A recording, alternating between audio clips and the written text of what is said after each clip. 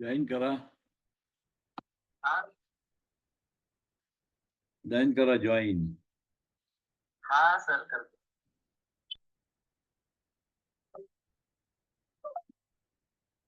Hello. हा join. हा ठीक आहे सर.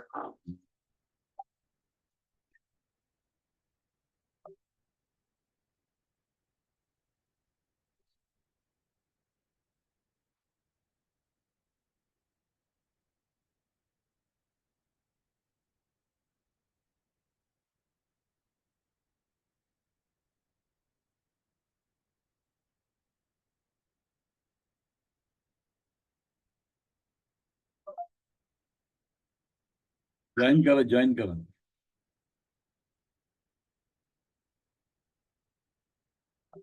जॉईन करा. हो हो.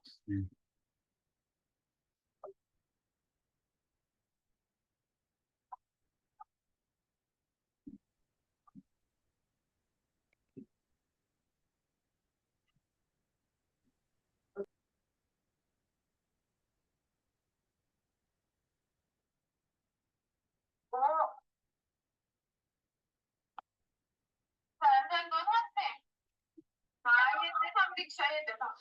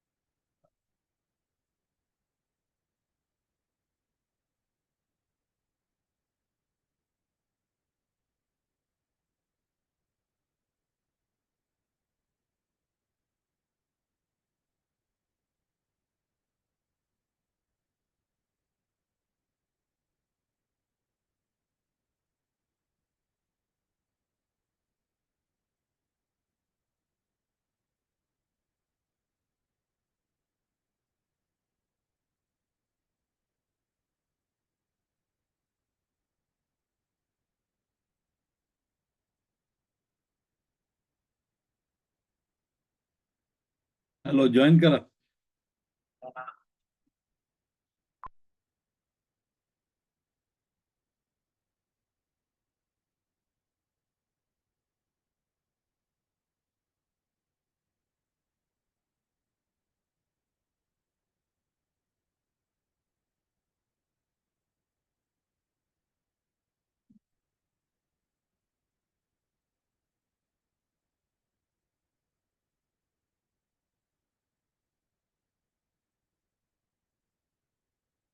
जॉईन करा, जॉईन. हा करतो सर करतो. हा, ठीक आहे.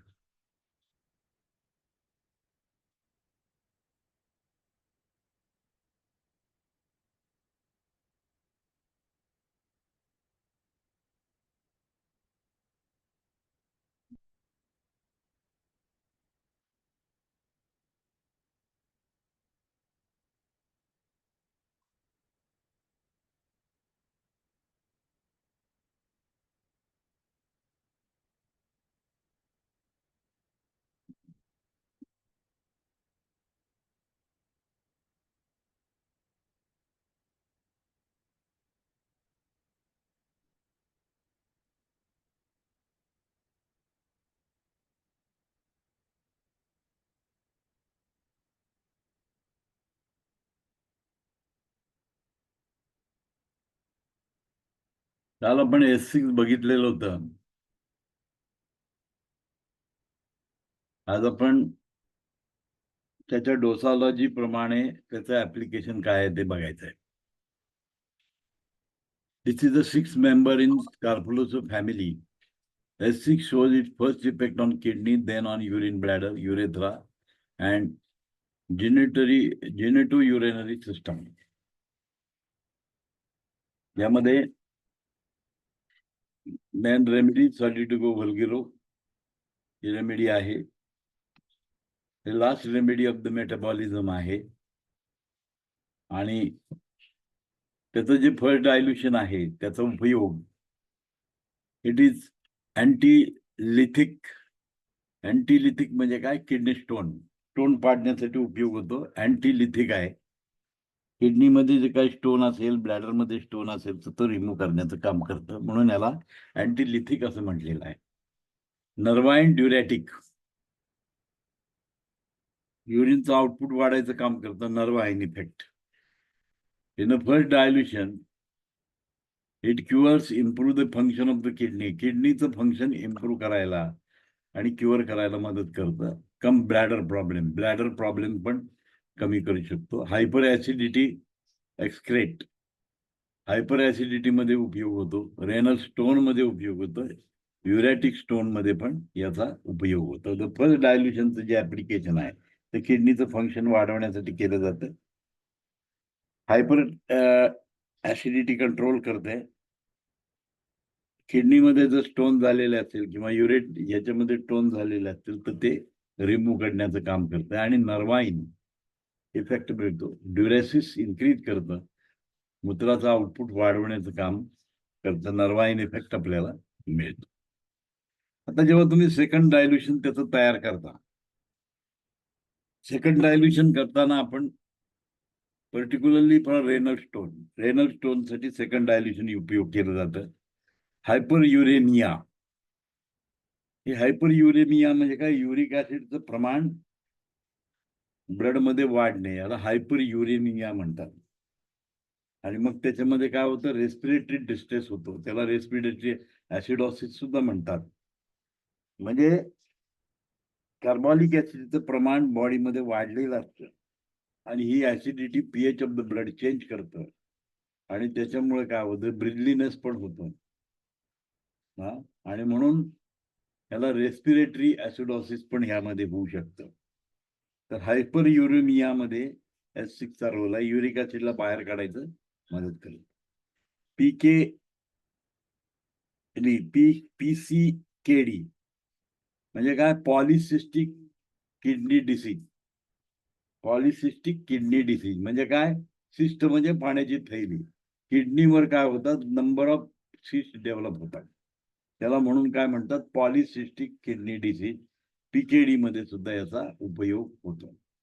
त्यानंतर पार्किन्सन डिसीज मध्ये सुद्धा H6चा रोल आहे. आता पार्किन्सन्स आणि H6 याचा का संबंध आला, तर तुम्हाला माहिती आहे की किडनी काय करतं, वॉटर लेवल बॉडीतलं मेंटेन करतं. आता बॉडीतलं वॉटर लेवल म्हणजे ब्रेन मधलं पण वॉटर लेवल झालं, हार्ट मधलं झालं, विशिष्ट ऑर्गन मधलं पाण्याचे प्रमाण हा काय करतो, किडनी कंट्रोल करत असतो, नॉर्मल मध्ये ठेवत असतो. एक्स्ट्रा झालं तर बाहेर काढून टाकतो, कमी झालं तर ऍब्सॉर्प्शन वाढून लेवल हाय करण्याचं काम किडनी करत असतो. पार्किन्सन्स मध्ये काय होतं की मेंदू मधली सेरोटोनिन सिक्रिशन बंद होतं. आता सिक्रिशन का कमी होतं, तर वॉटर लेवल जेव्हा कमी होते ब्रेन मध्ये, त्यावेळेला काय होतं, ड्रायनेस क्रिएट होतं नर्व मध्ये आणि काय होतं, कंपवात होतं. हे कंपवाताचं लक्षण आहे. तर त्याच्यामध्ये काय आहे, H6चा रोल आहे, कारण हा maintain the water level. Second dilution जर तुम्ही त्याचं दिलं तर वॉटर लेवल बॉडीतली मेंटेन झाल्यामुळं पार्किन्सन्स पासून मुक्तता होऊ शकते. तर पार्किन्सन्स मध्ये H6चं सेकंड डायल्युशन तुम्ही यूज करू शकता. थर्ड डायल्युशन काय कंट्रोल करतं, डायबिटीज, हायपरग्लिसमा, पॉलियुरिया. बघा, थर्ड डायल्युशनचं काम आहे.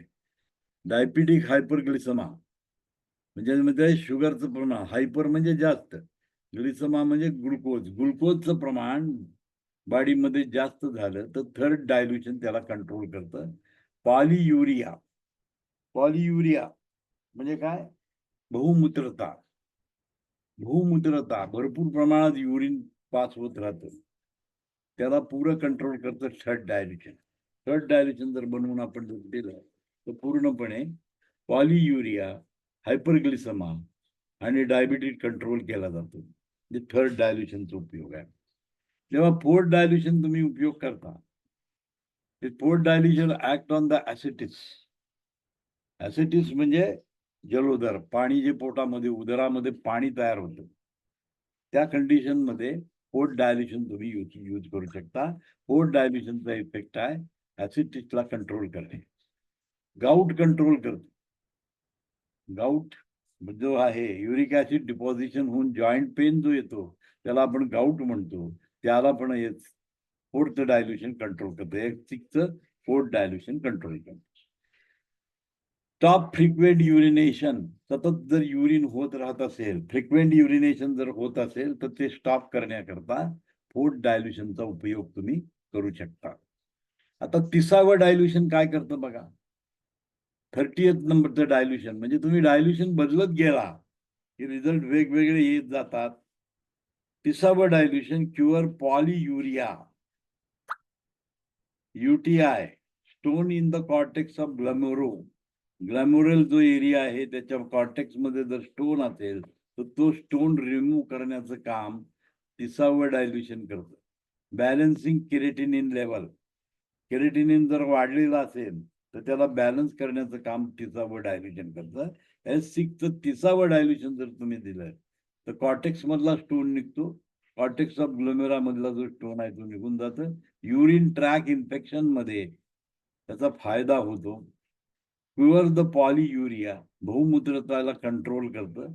बॅलन्सिंग केरेटिनिन लेवल, केरेटिनिन वाढलेला असेल तर त्याला बॅलन्स करण्याचं काम 30वं डायल्युशन करतं. 200 डायल्युशन काय करतं बघा, नेफ्रॅटिक सिंड्रम, नेफ्रॉन्सला सूज आलेली असते. ग्लॅमोरुलला पण कॉर्टेक्स मधला जो ग्लॅम्युलर आहे, किडनीतला जो भाग आहे, त्याला इन्फ्लामेशन येतं. ते इन्फ्लामेशन कमी करण्यासाठी 200 डायल्युशन वापरायला पाहिजे. आणि 1000 डायल्युशन तुम्ही वापरणार आहे. Reduce inflammation in the urine track, back एक अँड एक्स्ट्रा सलायव्हेशन. सलायव्हेशन जर जास्त होत असेल तर 1000वं डायल्युशन जर दिलं तर यामध्ये काय होऊ शकतं, इफेक्ट होऊ शकतो. ज्या वेळेला तुम्हाला किट मिळेल त्यावेळेला या सगळ्या गोष्टी करून बघायच्या. तर डायल्युशन फॉर्मेशन तुम्ही करू शकता. 1000 डायल्युशन करणं अवघड असतं. मग त्यावेळेला लिटर डायल्युशन किंवा आता आपण वापरतो मॅटी सरांचं एक सिस्टम आहे, मॅटीज मेथड म्हणतात. त्याच्यामध्ये काय दिलेलं आहे, first glass, second glass, third glass, litre dilution, half litre dilution असं त्यांनी बनवलेलं आहे.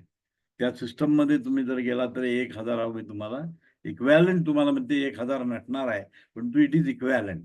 त्या इक्वॅलंट मध्ये तुम्ही जाऊन देऊ शकता. याचा अर्थ असा की जेवढं तुम्ही डायल्यूट करत जाल आणि त्याला स्ट्रोक देत जाल, ते हायर पोटॅन्सी तयार होते, एनर्जीची सिस्टम तयार होते आणि ती अभेद्य भिंत फोडण्याचं काम करते. म्हणजे reduce inflammation in urine track. Urine track मध्ये इन्फ्लामेशन झालेलं, सूज झालेली आहे, अशा कंडिशन मध्ये त्याची सूक्ष्म मात्रा जर दिलं, अधिक हलकी, त्याचा शब्द कसा आहे, हलकी अधिक हलकी.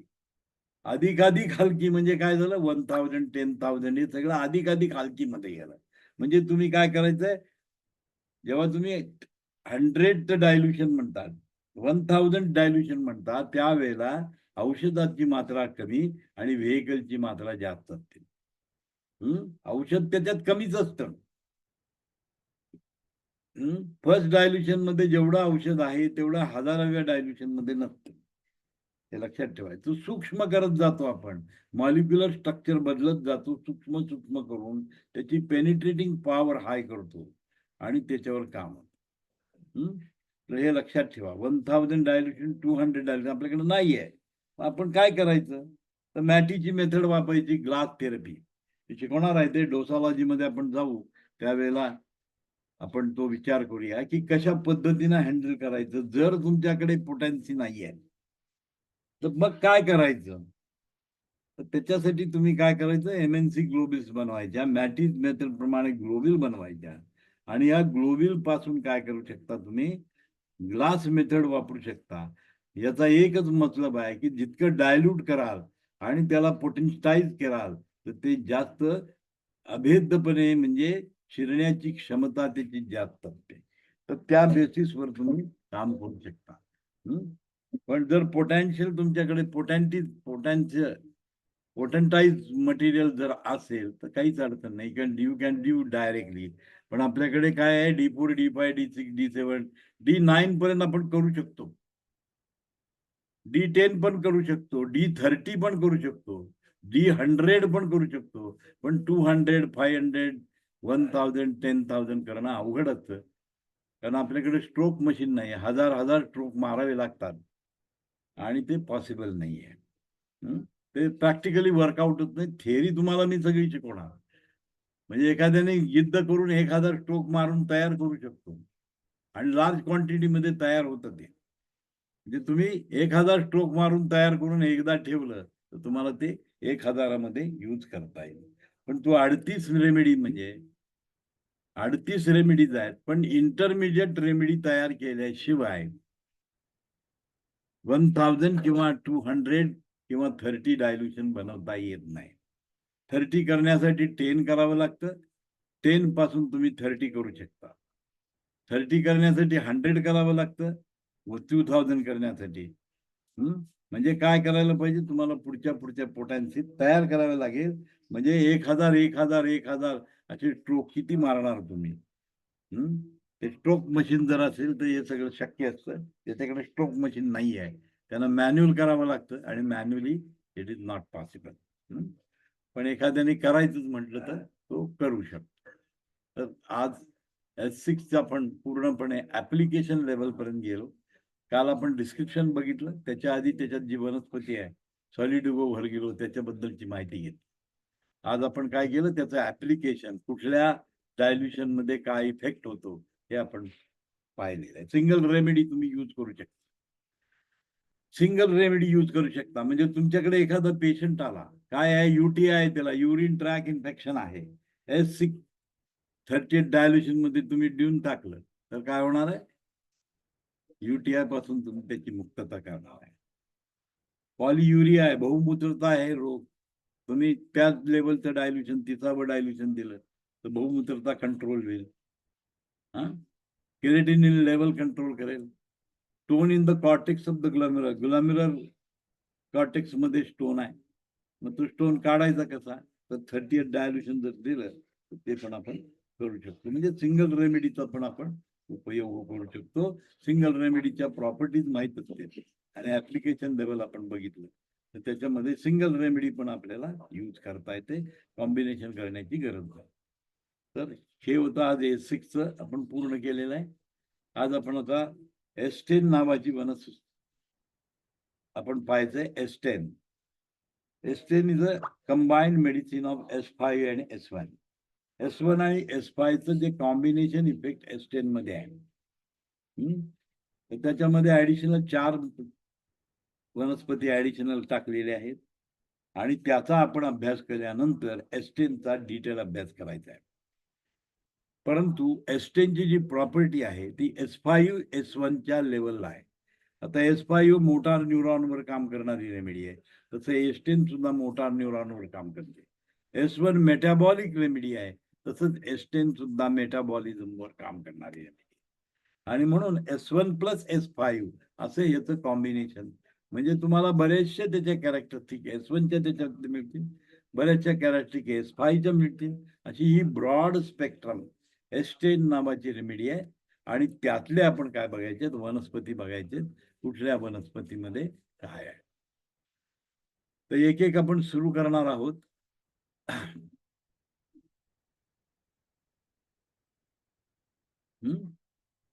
आपण S10 सुरू करतोय आज. त्यातली पहिली रेमेडी बघायची आहे. त्या पहिली रेमेडीचं नाव आहे ऍस्क्युलस हिपोकॅक्टम. ऍस्पिलस हिपोकॅप्टम नावाची एक वनस्पती आहे, ती त्याच्यामध्ये ऍड केली जाते. त्याच्यानंतर सिंचोना कर्कुबा आणि सिंचोना कॅलिसिला या 2 वनस्पती आहेत. आणि कॅक्टेरिका नावाची एक वनस्पती त्याच्यात ऍड केलेली आहे. तर या पद्धतीने ऍडिशनल वनस्पती नॉर्मल आपल्या S1 मध्ये जेवढ्या रेमेडीज आहेत आणि S5 मधली कुठली आहे, वर्गेलस त्याच्यामध्ये ऍड केलेली आहे. आणि हे ऍडिशनल वनस्पती केल्यामुळे ह्याचं एक वेगळ्या प्रकारचं असं हे मेडिसिन तयार झालं. तर त्यातली जी ऍडिशनल मधली पहिली जी रेमेडी आहे ते ऍस्क्युलस हिपोकॅक्टम कॅक्स्टियम. आता याला काय म्हटलं जातं, नॉर्मली याला हॉर्स चेस्टनट असं म्हटलं जातं. याला काय म्हटलं जातं, हॉर्स चेस्टनट त्याच्या नावाने ओळखली जाते. युरोपियन हॉर्स चेस्टनट असं पण म्हणतात. काही नाव आहेत, बकी, कॉर्नर ट्री, बकाई और कोकर भी कहा जाता है. त्याला कोकर सुद्धा म्हटलं जाते. वेगवेगळी नाव आहेत त्याला. हॉर्स चेस्टनट म्हणतात, युरोपियन हॉर्स चेस्टनट आहे, बकी नाव पण आहे, कॉर्नर टी, बकाई और कोकर भी कहा जाता है. Hello sir. बोला. हा सर, त्या प्लांटचं स्क्रीन शेअरिंग होत नाहीये. नाही झालेलं. एक मिनिट. इथे शेअरिंग दाखवत आहे म्हणून म्हटलं, मला माहित नाही. ठीक आहे, पुन्हा करूया आपण.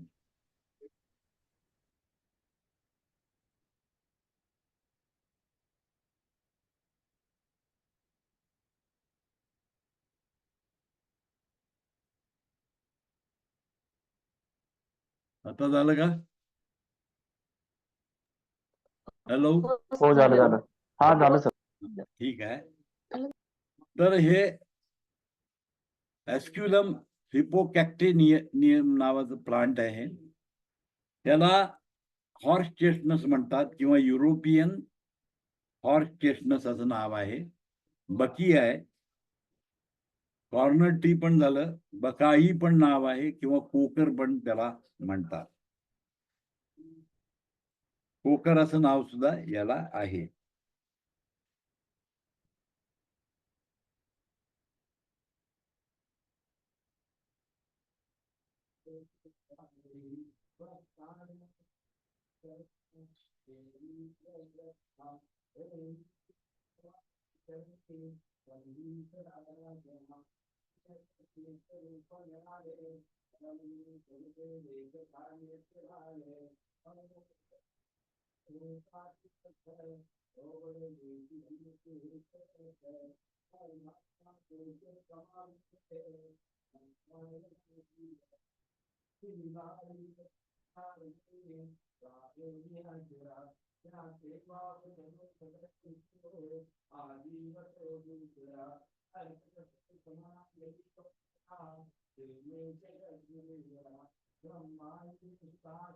मग आपल्या याच्यामध्ये काय म्हणतात ते सांगतो तुम्हाला. एक मिनिट फक्त.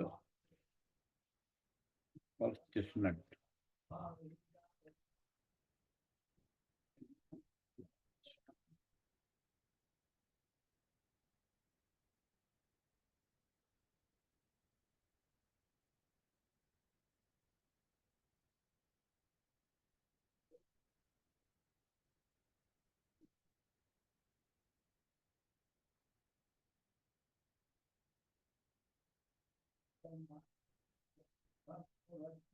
Horse chestnut.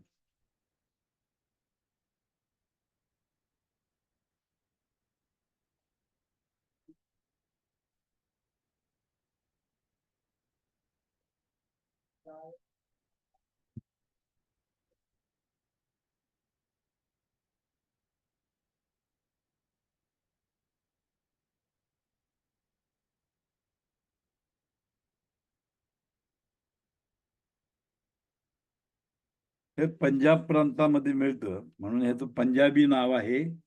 पू म्हणतात त्याला. पू हे पंजाबी नाव आहे त्याचं.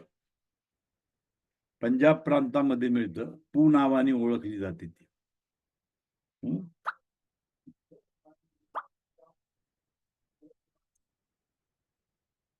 आता हा पायनिडिक्स नावाच्या फॅमिलीचा सदस्य आहे.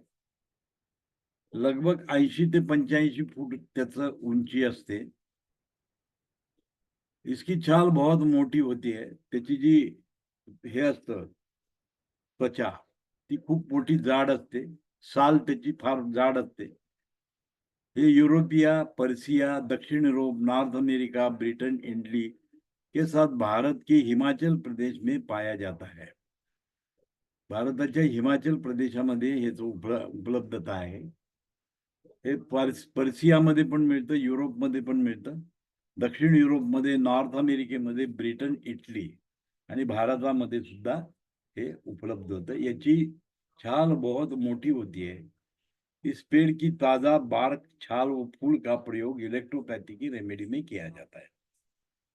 म्हणजे त्या वनस्पतीचा आपण काय वापरतो तर त्याची फांदी वापरतो, त्याची साल वापरतो आणि त्याला लागणारं फूल वापरतो. याच्यापासून इलेक्ट्रोपॅथीची रेमेडी बनवली जाते आणि याचा वापर A2F1, F2 आणि S10 या रेमेडीमध्ये केलेला आहे. A2 मध्ये केलेला आहे, F1 मध्ये केलेला आहे, F2 मध्ये केलेला आहे आणि S10 मध्ये केलेला आहे. आता या वनस्पतीचा उपयोग कशावर होतो? महत्वाची गोष्ट आहे. हा लिव्हरवर कार्य करतो. लिव्हर रेमेडी आहे, लिव्हरवर काम करतं हे. त्यानंतर आर्टरीजवर काम करतं. त्यानंतर व्हेन्सवर काम करतं. म्हणजे व्हेन्स आणि आर्टरीज, टोटल सर्क्युलेटरी सिस्टीम मधले व्हेन्स, आर्टरीज आणि हार्ट हे आपण कन्सिडरेशन केलेलं आहे. त्यातला आर्टरीजवर पण काम करतं आणि व्हेन्सवर पण काम. त्याच्यानंतर माउथवर काम करत आहे. जे तोंड आहे, मुखावर काम होतं लंगवर काम करतं, स्टमकवर काम करतं, किडनीवर काम करत आहे, युटरसवर काम करतं. म्हणजे याचा उपयोग कुठं कुठं आहे बघा. लिव्हर डिसीज मध्ये, आर्टरीज डिसीज मध्ये, वेन्स डिसीज मध्ये, माउथच्या रिलेटेड डिसीज, लंगच्या रिलेटेडची डिसीज, स्टमकच्या रिलेटेड डिसीज, किडनीच्या रिलेटेड डिसीज, युटरसच्या रिलेटेड डिसीज, आंख, नाक म्हणजे डोळे, नाक सगळ्यावर त्याचा परिणाम या पर्टिक्युलर वनस्पतीचे व रेक्टमवर होत आहे. म्हणजे डोळे, नाक आणि आपलं जे रेक्टम असतं ॲनस, त्या ॲनसवर हे काम करतं. इन सभी को म्यूकस मेम्ब्रेन में इरिटेशन को दूर करने का कार्य करती है. बघा जिथं तिथं इरिटेशन होतं बघा, नाकामध्ये जळजळ, कानामध्ये जळजळ आणि आपल्या गुदद्वारामध्ये सुद्धा जळजळ उत्पन्न होणारी जी कंडिशन आहे, म्युकस मध्ये जी जळजळ उत्पन्न होते, बर्निंग सेन्सेशन जिथे येतं, तेव्हा ही वनस्पती काम करते त्याच्यावर. लक्षात आलं का? ही वनस्पती मेन त्याच्यावर काम करते. तर हे त्याचं इम्पॉर्टंट आहे. एस्क्युलस हिपोकॅक्टम रेमेडी बवासीर में बहुत अच्छा कार्य करती है. मूळव्याधीची रेमेडी आहे.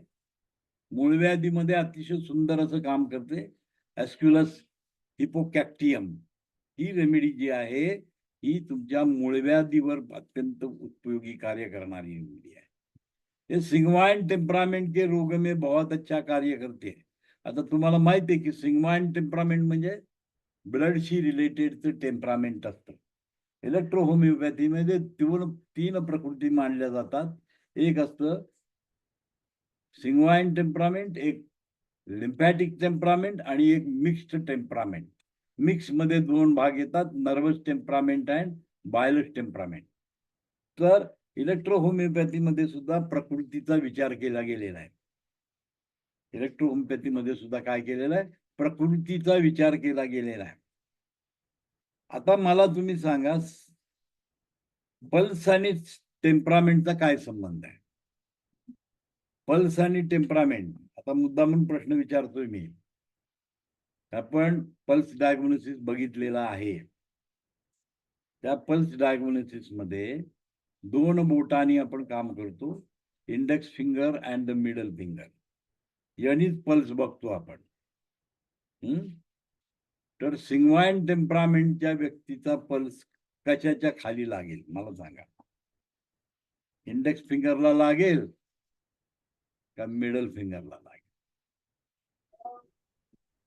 Middle finger. हा, कशावर लागेल? Middle finger. मिडल फिंगरवर. सिंगवाइन टेम्परामेंट म्हणजे ब्लडच्या रिलेटेड आपल्याला बघायचं आहे. म्हणजे कुठलाही पेशंट आला की पहिलं काय बघायचं? त्याचं टेम्परामेंट बघायचं आहे. कशाने? बोटाच्या साह्याने. नाडी आपण फक्त 2 बोटावर बघतो. आयुर्वेदामध्ये 3 बोटं लागतात, आपल्याला फक्त 2 बोटं लागतात, इंडेक्स फिंगर आणि मिडल फिंगर. तर या पद्धतीने आपण बघू शकतो. तर हे पर्टिक्युलरली काम कुठल्या करतं? सिंगवाइन टेम्परामेंटवर काम करतं. म्हणजे जर टेम्परामेंट तुम्हाला कळलं पेशंटचं, तर रेमेडी सिलेक्शन करायला सोपं जातं. सिंगवाइन टेम्परामेंटचा पेशंट आहे, त्याला बवासीर आहे, मूळव्याध आहे. लक्षात घ्या, मूळव्याधीचा आजार आहे आणि त्याचं सिंगवाइन टेम्परामेंट आहे. तर पटकन तुम्ही काय करू शकता? एस्टेनचं सिलेक्शन करू शकता. कारण एस्टेन मध्ये ॲक्युलस हिपोकॅक्टियम आहे. ही बवासीरची एक अत्यंत प्रभावी उपचार करू शकतात त्याच्या साह्यानं. आणि एस्टेन मध्ये काय आहे? ॲक्युलस हिपोकॅक्टम असल्यामुळे सिंगवाइन टेम्परामेंटची बवासीर म्हणजे काय असणार सांगा मला? Sanguine temperament is related to the blood, बरोबर आहे. आणि मग मूळव्याध आणि ब्लड याचा काय संबंध आहे? 2 प्रकारची मूळव्याध असते. मूळव्याधी 2 प्रकारच्या होतात. एक तर एकात रक्तस्राव असतो आणि एकात रक्तस्राव नसतो. म्हणजे ज्याच्यामध्ये रक्तस्राव होतो त्याच्यामध्ये ही रेमेडी वापरू शकता, कारण ही सिंग्वाइन टेम्परामेंटवर काम करतं आणि सिंग्वाइन टेम्परामेंटचं लक्षण आहे हिमोरेजिस. शरीरामध्ये हिमोरेजिस होण्याची टेंडन्सी सिंग्वाइन टेम्परामेंटच्या लोकांची असते. तर त्याच्यामध्ये तुम्हाला जर टेम्परामेंट कळलं तर तुम्ही बरोबर काय करू शकता, रेमेडी सिलेक्शन करू शकता. कारण हे पर्टिक्युलरली सिग्माइन टेम्परामेंटवर अतिशय सुंदर काम करतं.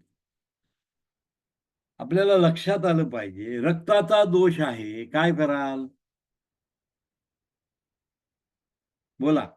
रक्त दोष आहे, काय सिलेक्शन करा? सिग्माइन टेम्परामेंट मध्ये रक्त दोष होतो. आपण कॅरेक्टरिस्टिक ऑफ सिग्माइन टेम्परामेंट बघितलेला आहे. कॅरेक्टरिस्टिक ऑफ काढून बघा पुस्तकामध्ये, सिग्माइन टेम्परामेंटचे लक्षण काय असतात.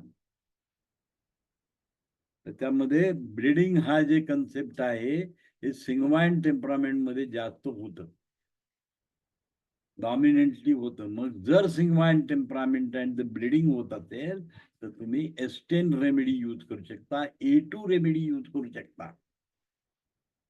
आणि A2 मध्ये पण काय, ॲक्युलस हिपोकॅक्टम आहे आणि याची कॅरेक्टरिस्टिक आहे, it work on the sanguine temperament. Aesculus hippocastanum रक्त के पतलेपन को बढ़ावा देता है. बघा, पॉझिटिव्ह मध्ये एक्यूलस हिपोकॅक्टम काय काम करतं, एकोस्प्रिनचं काम करतं. एकोस्प्रिनचं काम काय आहे, रक्ताला पातळ करणे. आणि एक्यूलस हिपोकॅक्टम काय करतं, रक्ताला पातळ करतं. म्हणजे कुठल्याही ॲलोपॅथीचं मेडिसिन घेण्याची गरज नाही, तुमच्याकडे ऑलरेडी मेडिसिन आहे जे एस्टेन A2 F2 मध्ये ऑलरेडी आहे. म्हणजे रक्त पॉझिटिव्ह मध्ये जर दिलं तर रक्त घट्ट करू देत नाही, विस्कॉसिटी वाढू देत नाही. हे काम कशाचं आहे, ॲक्युलस हिपोकॅक्टिकम कॅक्टिशियम ॲप्युलस हिपोकॅक्टिसियम चा उपयोग आहे. आणि जे अवेलेबल आहे एस्टेन रेमेडी मध्ये. म्हणजे एस्टेन remedy work as a Ecosprin सारखं काम करू शकते. नसों की सूजन को कम करने का काम करती है. म्हणजे एक तर काय केलं जातं, रक्ताला पातळ केलं जातं. नसों की सूजन को कम करता है. जे नर्व आपल्या ज्या रक्तवाहिनी आहेत त्याच्यामध्ये जर सूज आलेली असेल तर ते सूज कमी करण्याचं काम करतं. वेनस सिस्टम पर कार्य करती है, ब्लड सर्कुलेशन को बैलेंस करके डिसीज को ठीक करने का कार्य करती है. बघा, हिपोकॅक्टिस काय काम करतं, ॲक्युलसियम हिपोकॅक्टिसियम काय काम करतं, तर व्हेनस सर्क्युलेशन वर काम करतं. आता व्हेनस सर्क्युलेशन आणि आर्टिरियल सर्क्युलेशन काय आहे, एक प्रोव्हायडर आहे, एक बाहेर काढणार आहे. एक प्रोव्हायडर आहे आर्टिरियल सर्क्युलेशन, न्यूट्रिशन ऑक्सिजन याची पुरवठा करतो, आणि दुसरा काय करतो, वेस्ट प्रॉडक्ट तयार झालेला ना बाहेर काढतो, दॅट इज व्हेनस सर्क्युलेशन. मग व्हेनस सर्क्युलेशन मध्ये जर ब्लॉक झाला तर इनपुटच आहे, आउटपुटच आलं नाही तर त्या ठिकाणी काय येणार, इन्फ्लामेशन क्रिएट. सूज काय येणार, पुढं रस्ता नाही आहे, माग तुंबणार आणि त्यामुळे सूज येणार. तर हे काय काम करतं, बॅलन्सिंग करतं.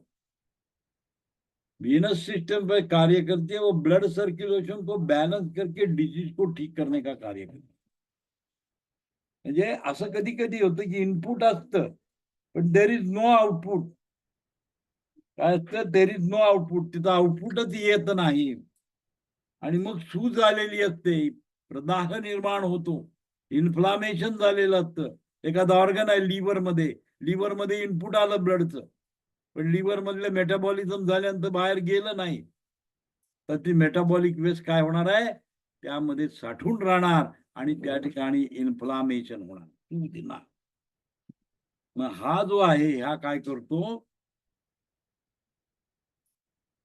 ॲक्युलस हिपोकॅक्टिनियम काय करतं, तर रक्ताला पातळ करतं. म्हणजेच काय, त्या ठिकाणी जर सूज आलेली असेल तर ती सूज उठवतो आणि ब्लड सर्क्युलेशन वाढवण्याचं काम करतो.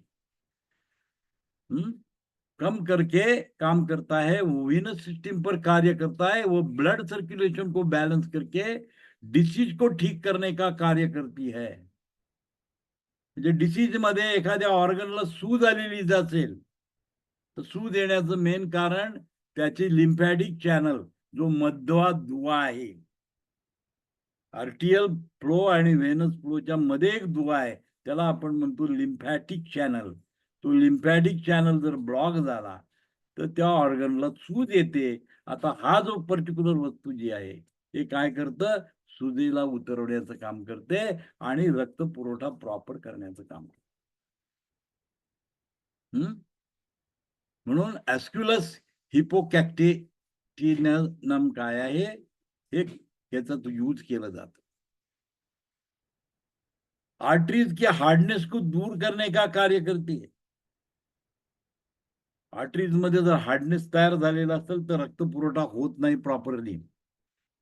अशा या गोष्टीला काय करतं, नॉर्मल करण्याचं काम ही ब्लड सर्क्युलेशन काम करतं.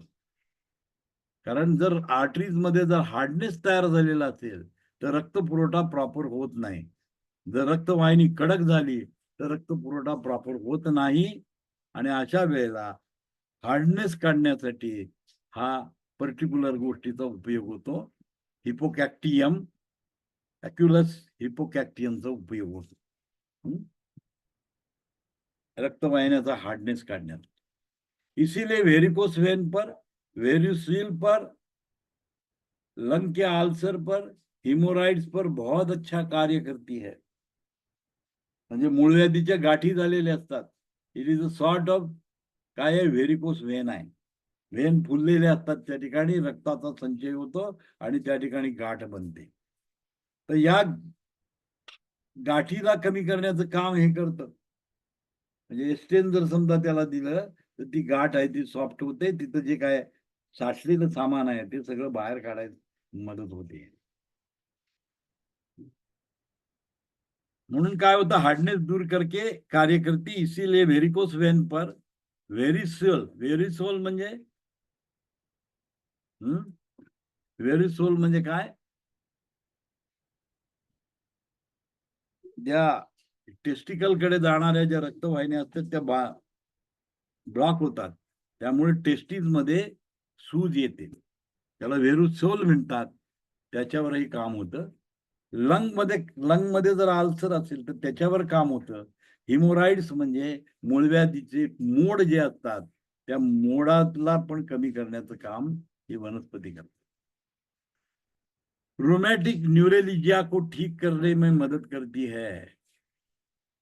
आता रुमॅटिक म्हणजे आमवातजन्य न्यूरोलजिया. न्यूरोलजिया म्हणजे नर्वशी रिलेटेड प्रॉब्लेम. त्यामुळे हेवी पेन येत असतो, अतिशय जोरात पेन येतो. या पेनवर मात करण्याचं काम एस्टेन करतो. रुमॅटिक न्यूरोलजिया मध्ये त्याचा इफेक्ट आहे. चेस्ट पेन को ठीक करने का कार्य करते है. छातीमध्ये जर दुखत असेल तर त्याला पण कमी करण्याचं काम याच्यामध्ये आहे. इसमें सेपोलिन पाया जाता है. सैपोलिन पाया जाता है जो ब्लड वेसल को सॉफ्ट करने में कार्य करता है. म्हणजे याच्यामध्ये काय आहे, वनस्पती सॅपोलिन नावाचा एक पदार्थ आहे आणि सॅपोलिन काय करतं, क्लीननेस करतं, क्लीन करतं. म्हणून आपण म्हणतो ॲलोवेरा मध्ये 2 पदार्थ असतात, एक लिग्निन आणि सॅपोलिन. लिग्निन पेनिट्रेशन करायचं काम करतं आणि सॅपोलिन त्याला क्लीन करायचं काम करतं. तर हे सॅपोलिन जे आहे ह्या हिपोकॅक्टस ॲफिकस हिपोकॅक्टस मध्ये असल्यामुळे ते काय करतं, ब्लड वेसल जे रक्तवाहिन्या आहेत त्यांना सॉफ्ट करतं. हार्ड ज्या रक्तवाहिन्या आहेत त्याला नॉर्मल करायचं काम हे सॅपोलिन करत असतं. जो व्यक्ति लंबे समय तक खड़े रहते हैं, जिसका कारण उसके पैर में दर्द, सूजन व वेरिकोस वेन की समस्या उत्पन्न होती है, उन्हें इन रोगों से बहुत अच्छा काम करती है। चोट लगने या सर्जरी के बाद होने वाले दर्द व सूजन को ठीक करने का कार्य करते आहे. बघा काय काय वर्क आहे याच्यामध्ये. म्हणजे एखादा व्यक्ती फार काळ उभा राहिलेला आहे आणि उभं राहूनच काम करतोय, अशा व्यक्तीमध्ये काय होतं, पाय दुखीची तक्रार असते आणि पायाला सूज पण येते. याच्यामध्ये व्हेरिकोस व्हेन झालेले असतात. या व्हेरिकोस व्हेनवर ही समस्या जी आहे याच्यावर ॲक्युलस हिपोकॅक्टियम वापरलं जातं, चांगल्या पद्धतीनं वापरलं जातं आणि ही सूज बीज कमी करण्याचं काम करतं. चोट लगने या सर्जरी के बाद कुणाला तरी काहीतरी लागलेलं असतं, इंजुरी झालेली असते किंवा सर्जरी केलेली जर झालेली असेल तर त्या ठिकाणी सूज उतरवण्याला आणि तिथला पेन कमी करण्यासाठी ॲक्युलियम हिपोकॅक्टस ही तुम्ही वापरू शकता त्या ठिकाणी. इसका प्रयोग पोस्टेड एनलार्जमेंट में होता है. पुरुषांच्या मध्ये पोस्टेड ग्रंथी असतात. कुठं असतात? युरिन ब्लॅडर आणि पेनिसच्या जवळ. युरिन ब्लॅडरच्या ओपनिंगला आणि पेनिसच्या एंट्रीमध्ये या ठिकाणी पोस्टेड ग्रंथी असतात पुरुषांच्या मध्ये, आणि त्या पोस्टेड ग्रंथी कधी कधी लार्ज होतात आणि युरेथ्राचा मार्ग बंद होतो आणि मग डबलिंग ऑफ युरिन होतं. थेंब थेंब थेंब थेंब युरिन होतं. कंटिन्युअस फ्लो मध्ये युरिन होऊ शकत नाही. तर याच्यामध्ये ज्या ग्रंथी असतात त्याची सूज, त्याला जर सूज आलेली असेल, पोस्टेड एनलार्ज झालेले असेल, अशा वेळेला या पर्टिक्युलर ॲक्युलस हिपोकॅक्टियमचा उपयोग होतो. एक्झमा, एक्झमा मध्ये त्याचा उपयोग होतो. इसब म्हणतो आपण त्याला मराठीमध्ये. त्या इसबामध्ये सुद्धा याचा उपयोग करू शकता एक्झमामध्ये. कफ असेल, भरपूर प्रमाणात कफ तयार झालेला असेल तर त्याला बाहेर काढण्याचं काम हा ॲक्युलस हिपोकॅक्टम करतं. म्हणून एस्टेन ही रेमेडी अशी आहे की कफ एक्सपेक्टोरंट करायला सुद्धा उपयोग केली जाते. दस्त में लूज मोशन झाले असेल तरी पण वापरता येते. जॉइंट पेन में, जॉइंट दुखत असतील त्याच्यामध्ये पण होतं. अँथ्रायटिस में, पेनफुल पीरियड में, मासिक धर्म येतो त्यावेळेला भयंकर पेन होतो, अशामध्ये एस्टेनचा उपयोग तुम्ही करू शकता. त्याच्यामध्ये ॲक्युलस हिपोकॅक्टियम असल्यामुळं ती रेमेडी डायरेक्ट एस्टेन हे याच्यावर ओटीपोटावर काम करून तिथलं जे पिरियड मध्ये प्रॉब्लेम आहे तो काढतायत. प्रोलासिस ऑफ द युटरस, युटरसची स्थानच्युती म्हणजे युटरसची जागा बदलून ते खाली उतरतं. अशा वेळेला प्रचंड पेन आणि सगळ्या गोष्टी असतात, तर ते कंट्रोल करायचं काम हा हिपोकॅक्टस कॅम्पियन करतो. आंखों में जर डोळे दुखत असतील तर लो स्पर्म काउंट, ज्याचा स्पर्म काउंट कमी आहे त्याच्यामध्ये स्पर्म काउंट वाढवण्याचं काम करतं. वाढवण्याचं काम इथं केलं जातं. मुंह का स्वाद कडवा होणं, एखाद्याचा तोंडाला कडू चव लागते, सगळं खाल्लं तर कडूच लागतं, अशा लोकांच्या मध्ये हे आपण त्याला देऊ शकता. हिपोकॅक्टस कॅम्पियस ॲक्युलस हिपोकॅक्टियम तुम्ही त्याला देऊ शकता. मायग्रेन हेडेक मध्ये, बवासीर मूळव्याधीमध्ये, मलद्वार में खुजली होने में, बवासीर के साथ कमर दर्द होने में, सूखा टूल आने में, ड्राय संडासला होणं, खडे होणे, एकदम सुखा खडा होतो, अशा कंडिशन मध्ये एस्टेनचा किंवा ॲक्युलस हिपोकॅक्टम तुम्ही यूज करू शकता.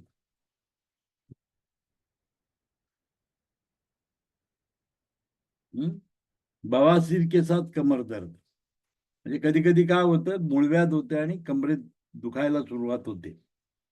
आणि माणसं काय असतं मूळव्याधीकडे न लक्ष देता कंबर दुखते म्हणून काय करतात, ऑर्थोपेडिक वाल्याकडे जातात, अस्थि धातू वाल्याकडे, एक्सरे बिक्सरे MRI सगळं करतो, हाडामध्ये काही नाही म्हणून सांगतो. परंतु प्रॉब्लेम तुम्हाला मूळव्याध असते, कॉन्स्टिपेशनचा आजार असतो आणि त्याच्यामुळे कंबर दुखत असते. तर अशा कंडिशन मध्ये बवासी के साथ कंबर दर्द म्हणजे मूळव्याध झालेली आहे आणि कंबर दर्द जर होत असेल तर अॅक्युलस आपल्याला वापरायला पाहिजे. हिपोकॅक्टम, अॅप्युलस हिपोकॅक्टम आपल्याला यूज करावं लागतं. तर त्याच्या वेळेला त्यामध्ये तुम्हाला हे मिळू शकतं. सुखाटूल आने में कधी कधी काय होतं, एकदम कोरडं संडासला होतं, सुखाटूल असतो, लवकर ते निघू शकत नाही, सुखासपणा असतो त्याच्यामध्ये. छिद्रपतन, पुरुषांच्या मध्ये छिद्रपतन होत असेल त्यावेळेला तुम्ही या पर्टिक्युलर रेमेडीचा उपयोग करू शकता. रेक्टम में पेन, रेक्टमच्या जागेला पेन येते तर तो खुजलतं म्हणजे खुजली येते. ॲनस में पेन येतं. ॲनस लास्ट पार्ट आहे लार्ज इंटेस्टाईनचा, त्याच्यामध्ये रेक्टम आहे. ते रेक्टम आणि ॲनस या दोघांना जर पेन येत असेल तर ते पेन कंट्रोल करायचं काम आहे. हात व गर्दन में दर्द होणार, हातापायामध्ये दर्द, गर्दन मध्ये दर्द असतो. फ्लू में, एखाद्याला फ्लू झालेला असेल त्याच्यामध्ये वापरता येतं. किडनी में, किडनीचा प्रॉब्लेम आहे त्याच्यामध्ये. लॅरेंजायटिस, लॅरेंजायटिस स्वरयंत्राला सूज आलेली असते त्याच्यामध्ये सुद्धा तुम्ही एस्टेन यूज करू शकता. बार बार पेशा माना, सतत युरिन होत राहणे, या लक्षणामध्ये सुद्धा हिपोकॅक्टस वापरू शकता. ॲक्युलम हिपोकॅक्टस तुम्ही यूज करू शकता. Anti ageing, anti cancer property पाई जाती है. एंटी एजिंग वार्धक्य येण्यापासून रोखतं, वार्धक्य येण्यापासून रोखण्याची क्रिया केली जाते. अँटी एजिंग आहे म्हणजे जे एज रिलेटेड डिसीज होतात लहान मुलांच्या मध्ये त्याच्यापासून रोखण्यास मदत करते. म्हणजे एज म्हातारपण येऊ देत नाही लवकर, तर हे त्याचं काम आहे. अँटी कॅन्सरस प्रॉपर्टी आहे, कॅन्सरच्या विरोधी काम करण्याची प्रॉपर्टी याच्यामध्ये आहे. हॉर्स चेस्टनट में एक्युलन नामक जहर काफी मात्रा में होता है. एक्युलन, एक्सक्युलन हा एक जहर आहे, एक विष आहे, हे मोठ्या प्रमाणामध्ये त्याच्यात येतं. अगर इसे कच्चा खा जाए तो ये मौत का कारण बन सकता है, इतकी पॉइझनस आहे त्याच्यामध्ये. हे ॲक्युलन नावाचं जे जहर आहे ते अतिशय पॉइझन आहे आणि ते जर कच्चं खाल्लं तुम्ही, तो कोणती वनस्पती, आणि त्याच्यातून तुम्हाला जर मिळालं आणि त्याचं प्रमाण जर जास्त झालं तर माणसाचा मृत्यू पण होऊ शकतो. हॉर्स चेस्ट में ऐसा पदार्थ है कि जो खून को पतला करता है. म्हणजे हॉर्स चेस्ट नसा जे आहे हे काय करतं, रक्ताला पातळ करतं. इसमें नसों और कोशिका का तरल पदार्थ रिसाव कठिन हो जाता है. इसमें काय केलं जातं, रक्त पातळ केलं जातं, त्यामुळे तरल पदार्थ रिसाव कठिन हो जाता है, जो जल प्रतिघारण को रोकने में मदद कर सकता है. म्हणजे जर सूज येणार असेल तर सुजेला रोखण्याचं कामही करतं, सिक्रेशन होत नाही. हार्ट चेस्ट में खून को पतला करने का काम करती है. म्हणजे हार्ट चेस्टनस काय करतं, रक्ताला पातळ करतं, त्याचबरोबर वॉटर रिटेन्शन पण बंद करतं, पाण्याला थांबून देत नाही, पाणी बाहेर काढायचं काम करतं, वाटर रिटेंशन करतं. ब्लड सर्कुलेशन में बेहतर कार्य करता है. इसका प्रयोग इन रोगों में करना चाहिए जिन्हें मल त्याग करने में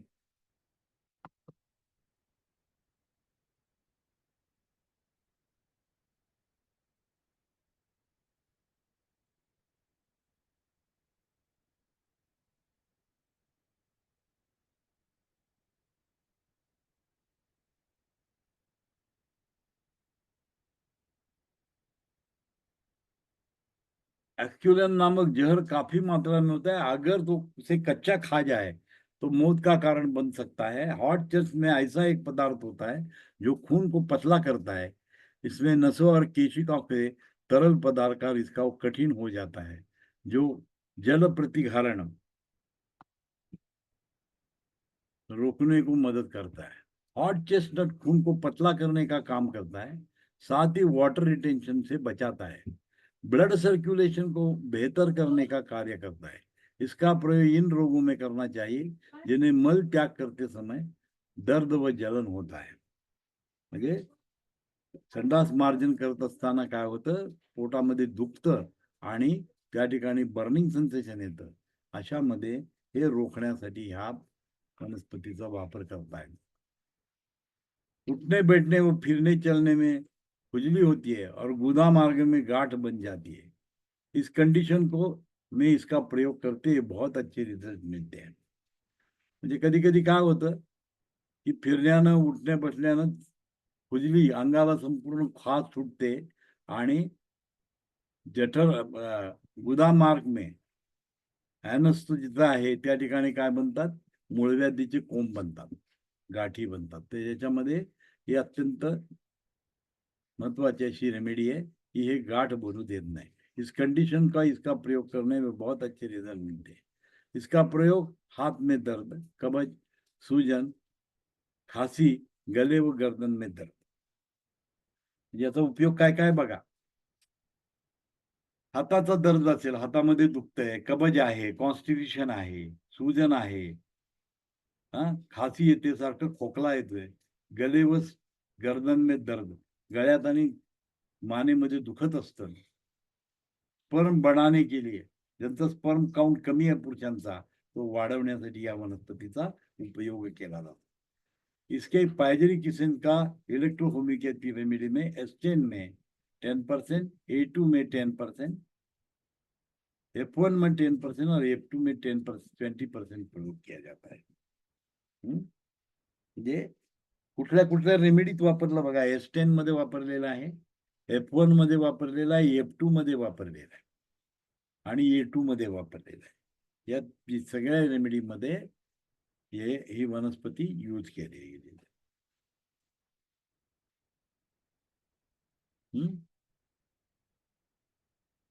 हे त्याचं वर्णन आहे। ही पहिली रेमेडी आपण बघितली। आता आपण दुसरी रेमेडी बघायची आहे। ही C17 ह्याच्यामध्ये ही दुसरी रेमेडी आहे। तर ऍडिशनल आपल्याला बघायचं आहे, S10 मध्ये वेगवेगळ्या त्यांनी रेमेडी यूज केलेल्या आहेत।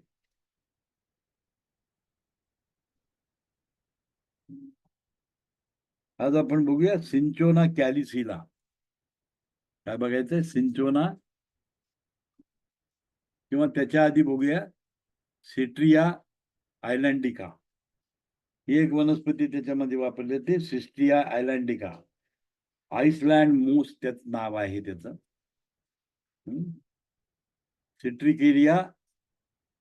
सेट्रिया आयलँडिका हे त्याचं नाव आहे।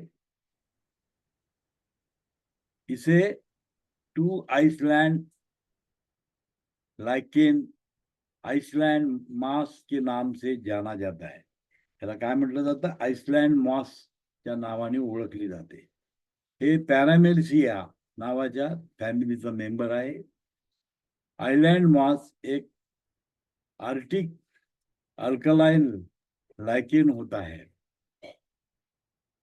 आर्टिक अल्पलाइन लाइकेन होता है। ये यूरोप में, ब्रिटेन में, ऑस्ट्रेलिया में, जर्मनी में, स्विट्जरलैंड में, स्कॉटलैंड में गर्मी के दिनों में जहां नमने वाले स्थान होते उन स्थानों पर पाया जाता है। यह पहाड़ों, जंगलों और आर्कटिक क्षेत्र में पैदा होता है। वातावरण में न्यूट्रिशन लेता है और आसानी से दूषित हो जाता है। म्हणजे पर्यावरणातून काय घेतं, न्यूट्रिशन घेतं आणि स्वतःमध्ये तो स्वतः दूषित होण्याचं कार्य करते। म्हणजे काय काम आहे बघा, पर्यावरण रक्षक आहे हा। म्हणजे वातावरणात जे दूषित गोष्टी आहेत त्याला खेचून घ्यायचं काम हे सेंट्रिया आयलँडिकाचं काम आहे. सेंट्रिया आयलँडिका काय करतं, विषैली पदार्थाला शोषून घेतं स्वतःमध्ये. त्यामुळे हवा शुद्ध व्हायचं काम होतं याच्यात. आणि म्हणून आसानी से दूषित हो जाता है. आइलैंड में अच्छी तरह विकसित होता है क्योंकि ये दुनिया से सबसे कम प्रदूषित देशों में एक है. म्हणजे ज्या ठिकाणी प्रदूषण जास्त आहे त्या ठिकाणी वनस्पती उगवतच नाही. आणि आयलँड जिथं जिथं आहे हे काय, तिथे प्रदूषण फार कमी असतं म्हणून आयलँड मध्ये उगवणारी वनस्पती आहे, म्हणून याला आयलँडिका म्हटलेलं आहे.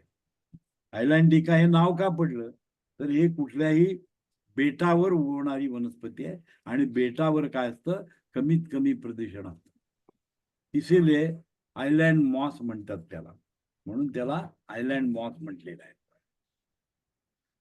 कहा जाता है.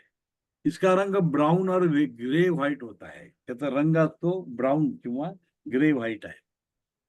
इसमें फेल्सपाट का प्रयोग इलेक्ट्रोहोम्योपैथिक रेमेडी में किया जाता है.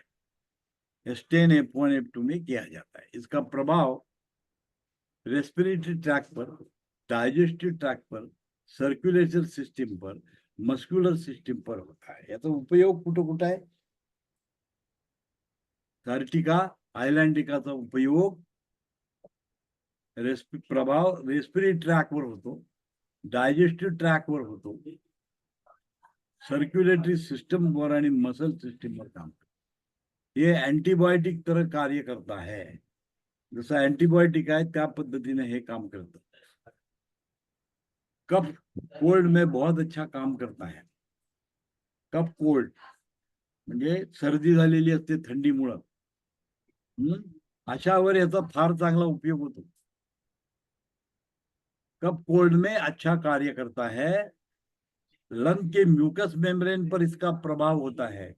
लंग मधला जो म्यूकस मेम्ब्रेन आहे त्या मेम्ब्रेनवर तो उत्तम प्रकारे काम करतो. म्यूकस मेम्ब्रेन पर इसका प्रभाव होने के कारण फेफड़ों के सभी विकार में कार्य करता है. म्हणजे लंगचे जेवढे जेवढे डिसीज आहेत या सगळ्यामध्ये त्याचा रोल आहे. इसका प्रयोग खाने के बाद किया जाता है. काय करायचंय, जेवणानंतर याचा उपयोग केला जातो. टॉनिक के रूप में किया जाता है, टॉनिक म्हणून पण उपयोग केला जातो. इसका प्रयोग ब्रोंकाइटिस, मुंह और गले में खराश, सोर एंड माउथ थ्रोट, भूख न लगना, loss of appetite, cold, dry cough, कोरडा खोकला होणे, अपच, इंडाइजेशन, फीवर, किडनी पर की परेशानी, लंग प्रॉब्लम, किडनी और ब्लैडर की समस्या, किडनी और ब्लैडर से प्रॉब्लम, इन्फेक्शन से होने वाले खतरा, रिस्क ऑफ इन्फेक्शन, इन्फेक्शन मुळे जे काही तुमच्या शरीरामध्ये काही प्रॉब्लेम होणार असेल तर हे प्रिव्हेंटिव्ह म्हणून काम करते. हे जर तुम्ही घेत राहिला ही पर्टिक्युलर वनस्पती तर तुम्हाला इन्फेक्शन होऊ शकत नाही. इन्फेक्शन मध्ये काम करते. डिस्पेन्सिया, श्वास रोधतो, श्वास घ्यायला त्रास होतो, अशा कंडिशन मध्ये सुद्धा हे थॅरिटिका आयलँडिका यूज करू शकतात. फूड पॉयझन, एखाद्याला फूड पॉयझन झालं तर त्याच्यासाठी सुद्धा ही रेमेडी तुम्ही यूज करू शकता. इरिटेबल बाउंड सिंड्रम, ग्रहणी रोग म्हणतो आपण त्याला, म्हणजे काही खाल्लं की लूज मोशन होतं, काही पचतच नाही अन्न, अशी जी कंडिशन असते त्याला इरिटेबल बाउंड सिंड्रोम म्हणतो. तर ते त्याच्यामध्ये सुद्धा याचा उपयोग होतो. ऍडव्हान्स ट्युबरक्युलोसिस, ट्युबरक्युलोसिसची जी ऍडव्हान्स स्टेज आहे त्याच्यामध्ये सुद्धा या रेमेडीचा उपयोग होतो. स्कर्वी मध्ये होतो, दम्यामध्ये होतं, अतिसार में होतं, फॅरिंगस की सूजन, फॅरेंजिस जे असतं, लॅरेंजिस अँड फॅरेंजिस, त्या फॅरेंजिसला जर सूज आलेला असेल याच्यामध्ये पण होतं. इन्फ्लामेशन ऑफ माउथ, तोंडामध्ये जर इन्फ्लामेशन झालं तर त्याच्यामध्ये सुद्धा उपयोग होतो. यूरोप में इस प्लांट का प्रयोग लंग कैंसर में किया जाता है. युरोपामध्ये लंग कॅन्सरच्या पेशंटला या प्लांटचा उपयोग करतात, या प्लांटचे एक्सट्रॅक्ट करून देतात. यह स्टमक सिक्रेशन को बढ़ाकर भूक बढ़ाने का कार्य करते. शरीरातलं सिक्रेशन वाढवायचं काम करतं आणि भूक वाढवण्याचं काम करतं. म्यूकस मेम्ब्रेन पर चिकनी लेयर बना देता है. म्यूकस मेम्ब्रेनच्या वरच्या बाजूला एक चिकना लेयर बनवतात. यह अपर श्वसन तंत्र की जितने इन्फेक्शन होते हैं उन्हें दूर करने का काम करते आहे. अपर रेस्पिरेटरी ट्रॅक जो आहे त्याच्यामुळे बाहेर जे काय असेल त्याचं संक्रमण तुमच्या जातं, तर त्याच्यापासून संरक्षण करायचं काम हा पर्टिक्युलरली चॅरिटिया आयलँड हे काम करतं.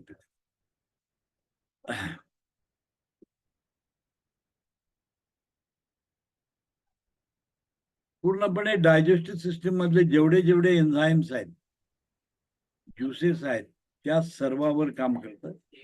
डायजेस्टिव्ह ज्यूसेस व एंजाइम को स्टिम्युलेट करने का काम करते. सिक्रेशन वाढवतं. म्हणजे सेरिटा आयलँटिका जर तुम्ही दिलं पॉझिटिव्ह मध्ये, तर हा काय करणार आहे, जिथं जिथं सिक्रेशन आहे ते सिक्रेशन वाढवण्याचं काम करणार. पॉझिटिव्ह डोस दिला समजा तर. म्हणून काय झालेलं आहे, एंजाइम को स्टिम्युलेट करने का काम करते. Gastritis, gastric ulcer, chronic gastritis के डिसऑर्डर में ठीक करने का कार्य करते हैं. या रोगामध्ये बॉडीला दुरुस्त करण्याचं काम हे करतं. बार बार कोरायजा होने से ठीक करता है. काही लोकांना सतत सर्दी होत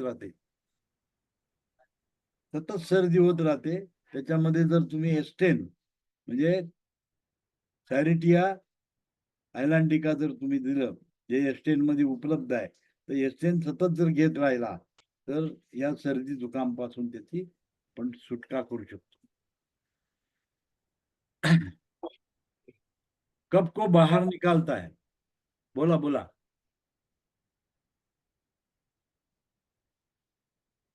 कोरायजा म्हणजे नाक सतत गळत राहतं, काही लोकांचं सतत त्यांना सर्दी होत राहते.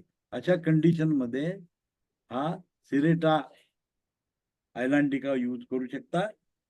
सेरेटिका आयलँटिका यूज करता येतं, जे एस्टेन मध्ये उपलब्ध आहे.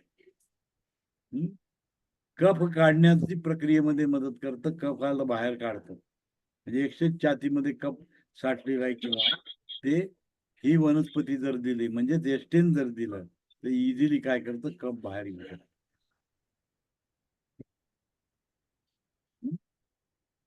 ये महिला के प्रेगनेंसी के दौरान एंटी इमिटिक के रूप में कार्य करता है. म्हणजे जेव्हा प्रेग्नन्सी होते आणि उलट्या होत असतात स्त्रियांना, त्यावेळेला या एस्टेनचा उपयोग जर तुम्ही केला तर उलटी थांबवायला मदत होते. ते पर्टिक्युलरली सिरेटिका आयलँटिकाचा उपयोग आहे आणि जे एस्टेन मध्ये यूज केलेला आहे, आणि त्यामुळं काय होतं, याच्यापासून उलटी होण्यापासून आपण वाचू शकतो. इसके स्पाइडरी किस्म का प्रयोग इलेक्ट्रो होम्योपैथिक रेमेडी एस्टेन में F1 में 5% आणि F2 में 5% किया है. म्हणजे या 3 रेमेडी मध्ये एस्टेन मध्ये 10%, F1 मध्ये 5% आणि F2 मध्ये 5% उपयोग केलेला आहे. उपयोग केलेला आहे.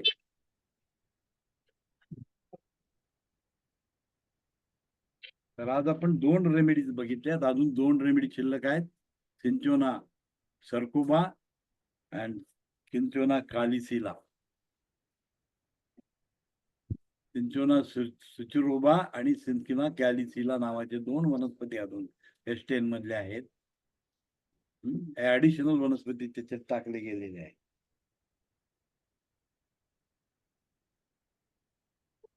या 2 वनस्पती आपण उद्या बघूया.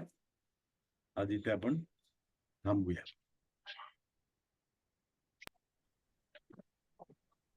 ठीक आहे सर. ठीक आहे, ओके, थँक्यू सर.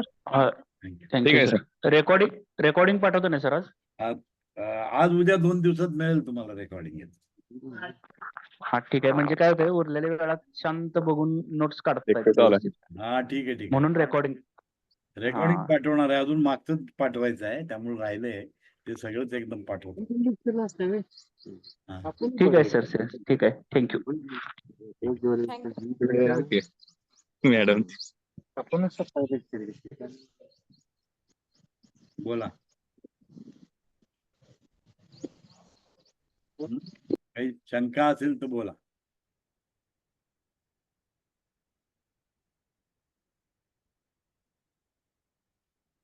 कारण आपण डिटेलमध्ये वनस्पतीचा अभ्यास करतो की आपल्याला काय आहे की ते जर तुम्हाला पाठ झालं तर तुम्ही काय करू शकता. म्हणजे आता लक्षात घ्या की तुम्ही नाडी परीक्षा केली, तुम्हाला सापडलं की हा सिग्माइंड टेम्परामेंट आहे. सिग्माइंड टेम्परामेंटचं पेशंट आहे आणि त्याला बवासीर आहे. तर पटकन तुम्ही काय करू शकता, सिलेक्शन ऑफ रेमेडी करू शकता. त्याच्यामध्ये आर्निक्युलम हिपोकॅक्टम ज्याच्यामध्ये आहे ते अशा मूळव्याधीविरुद्ध काम करू शकतात. म्हणजे तुम्हाला नाडी परीक्षणची रिलेशन कशा पद्धतीने यूज करता येतं ते लक्षात येईल.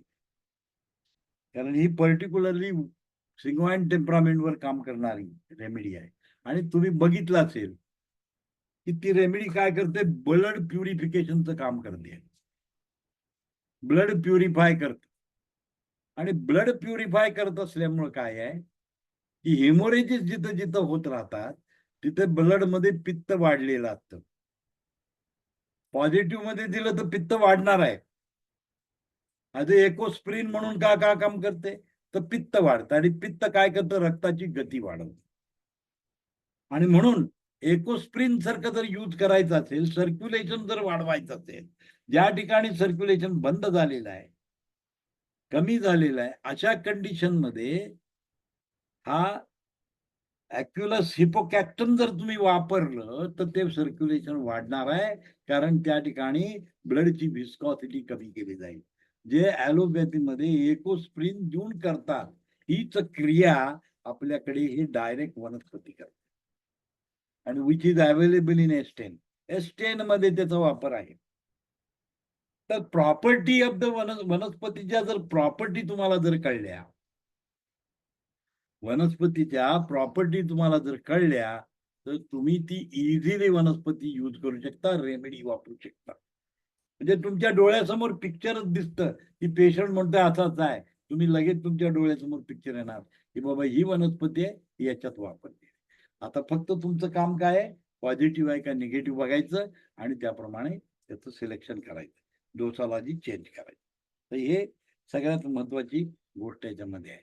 त्यामुळे वनस्पतीचा अभ्यास करणं फार गरजेचं आहे. नुसता रेमेडीचा अभ्यास करण्यापेक्षा त्याच्यात कंटेंट काय आहे आणि ते कंटेंट काय काम करतं हे तुमच्या लक्षात येईल. तर याच्यासाठी आपण वनस्पतीचा डीप लेवलला अभ्यास करतोय आणि रेमेडीचा पण पॅरलल अभ्यास करतोय. आणि शेवटी या सगळ्याचा वापर कुठे करायचा आहे, प्रॅक्टिस ऑफ मेडिसिन मध्ये करायचा. हे सगळं तुमचं पाठ झाल्यानंतर काय आहे, प्रॅक्टिस ऑफ मेडिसिन नावाच्या विषयामध्ये हे आपल्याला लक्षात येईल. फॉर्म्युला कसा तयार करायचा, एखादा डिसीज दिल्यानंतर त्याचं डिसिजन कसं करायचं, त्याचा फॉर्म्युला कसा बनवायचा, हे सगळं डिपेंड अपॉन दिस नॉलेज. हे मटेरियल मीडियाचं नॉलेज, हे फार्मसीचं नॉलेज महत्वाचं आहे. त्या नॉलेजच्या बेसवर तुम्ही प्रिपरेशन करू शकता. ठीक आहे, आपण आज थांबूया इथे, बाकीचं उद्या घेऊ.